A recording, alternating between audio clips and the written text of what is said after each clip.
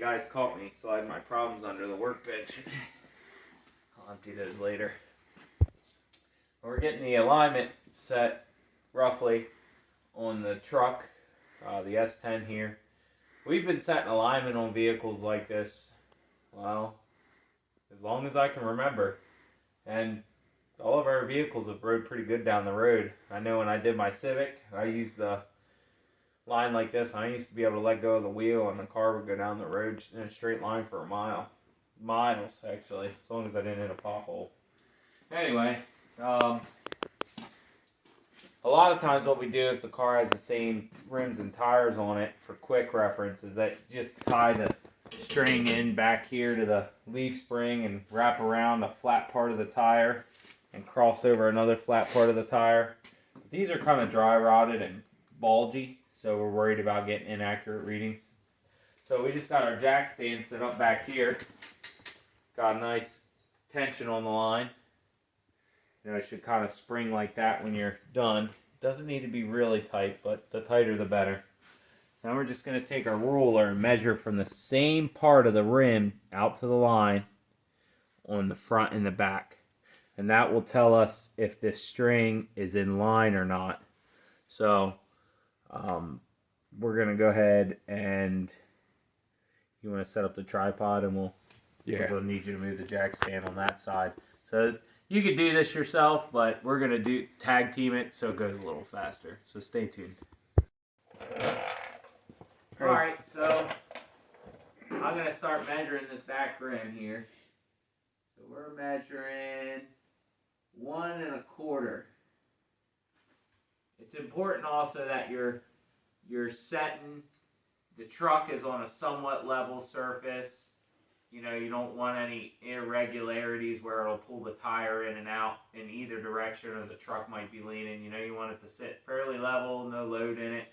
But so we have 1 1/4 in the back and we're at 1 7/16 in the front. So we got to take that front jack stand over towards the front, go back just a smidge, right there. We're at 1 1/4 right in the center of the line. Now when you're measuring, you want to be real precise with this because the more precise, the straighter your vehicle. So it might be 1 1/4 that you're measuring on this side of the line, but then if you go and measure up here 1 1/4, you'll have a string width difference. And that might not seem like a big deal, but it's a big deal when you're then crossing 5 feet. That little, what you think is not much, 1/8 inch could turn into a 1/2 or 3/4 of an inch up there. So always just try to be as precise as possible. You know, don't obsess over it, but the closer you get, the better. So now that we're square back there, you want to measure the same place on this rim on both sides. So we'll go right to that inside ledge. Okay, 4 inches on this side of the line. Then we'll go over here. We're at 4 1/8 on that side of the line. So just like the other side we did, we just need to kick this side of the tire out. So pop out. Yeah, this is 4 1/8, so it's got to come closer. So Pops will stay out here and measure, and I'll get under and turn the coupling for the tie rods to get it to come into size. All right. Is that out or in? That is out. That's the front end. So we got almost 4 1/4 out here. Okay. Almost 4 1/4? Yeah. So it's got to come out. No, it's got to go in. Oh. Well, what's in the back? Oh, yeah, it's got to go out. Sorry. I got brain damage this morning. All right. Well, where are we at there? We are just about at 4 1/8. And we're at 4 1/16. So it's got to go in just a hair.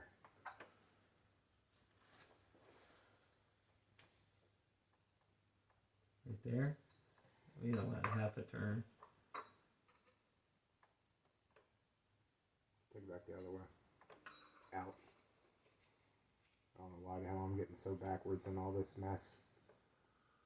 What's that? That's 4 1/16. and 4 1/16. So we're good there. It's important when you lock these guys down too. When you lock the clamps down, you know, you'll have the sleeve and the clamp that goes over top and the bolt that goes through. You want to make sure that nut and bolt isn't hitting anything. So let me tighten this up and I'll kind of show you guys what I'm talking about. So now we're looking at these clamshell style clamps for the tie rods.